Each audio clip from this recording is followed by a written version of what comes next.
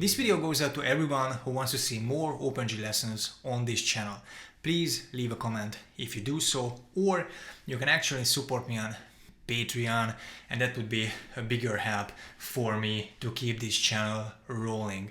And of course, you can get the downloadable PDF and Guitar Pro tab on Patreon once you're a supporter. Thank you for thinking about that. And the good thing in getting the tab for this lesson, for example, is that this is pretty self-explanatory once you have the tab. But of course, you've already seen the on-screen tab in the beginning of the video. But let me tell a few key things to look out for. First of all, there is a syncopation in this piece I'm using a lot. And the syncopation is basically just playing with the rhythm, shifting from the beat, or shifting some of the notes off the beat. And basically what I do here is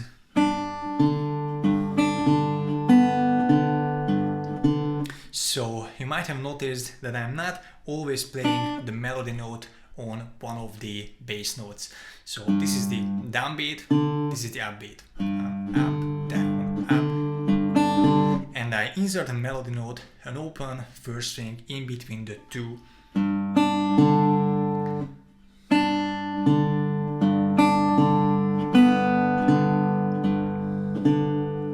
So this is the first thing to look out for.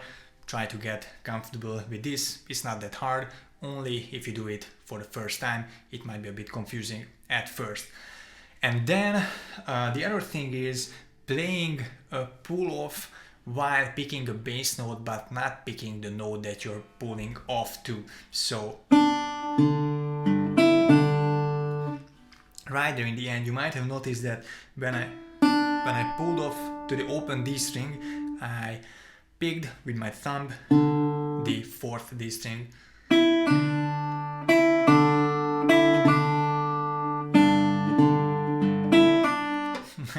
I messed up. It's pretty hard to just take it out of context and play it separately.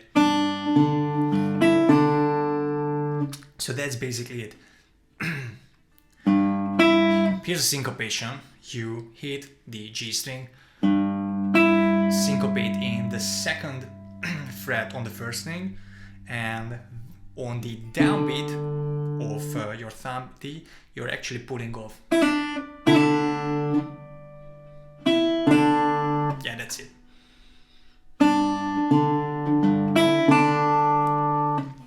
I might have over-explained this.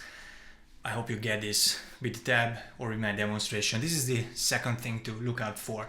And the third thing is fretting behind the slide, which you might already be familiar with if you've seen my previous lessons, for example, the Jingle Bells lesson of last week.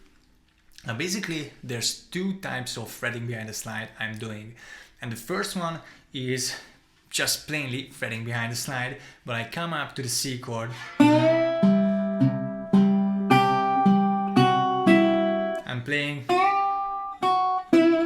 but for this note, which is a G flat, I'm playing it with my fingers. And that's possible because if I fret with my index finger one or two frets or any frets below the slide or behind the slide, the fret should have enough clearance or space to ring between the bottleneck and the fret.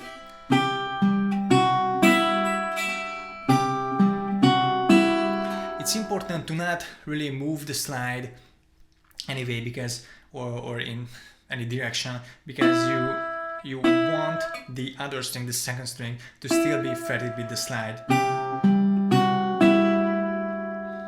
And that's basically the first way of fretting behind the slide. And the second way is the mic downing method, or the mic downing version, which I actually don't use in this G version, just in the D version, so don't mind this.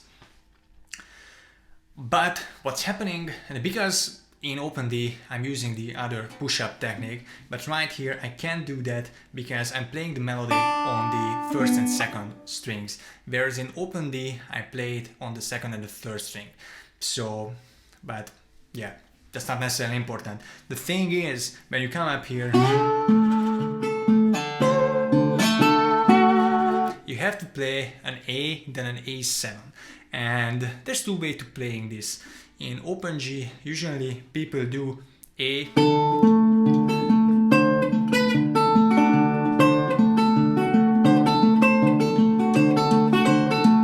like this, basically barring the 7th fret with your finger and then your pinky, or if you have the slide on your pinky, then hopefully the ring finger will reach to the 10th.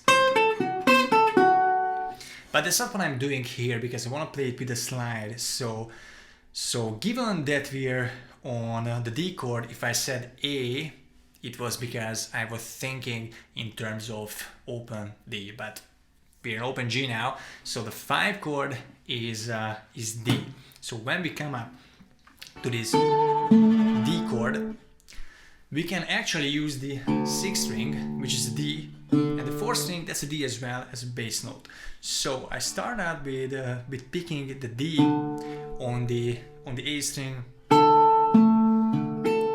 but right here in the next bar, I'm transitioning down to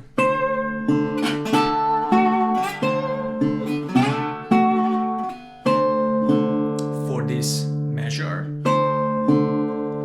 I'm using the 2 open D strings, and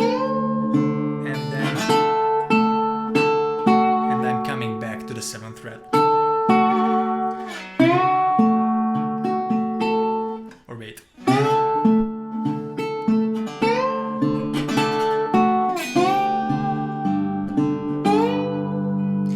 And this is what always tricks me in open G. I play so much in open D and so little in open G. I'm always gravitating towards back to the lowest string as the root bass note, but in G it's your 2nd string. So this is what confused me here as well. So I guess in the end it would help me to play more in open G to get, I guess, more not familiar nor comfortable, but more subconscious. Yeah, that's the right word. So that's basically the things I wanted to talk about in the arrangement of Silent Night in open G. I also wanted to showcase sort of what are the things I teach on Skype lessons, or what are the nuances I try to bring the attention to. And of course we can go through measure by measure, beat by beat, as detailed as you want over at Skype or Zoom. So if you're interested in learning anything, well, slide and finger picking related in a private lesson or face-to-face lesson, then leave me an email at blueswillismusic@gmail.com.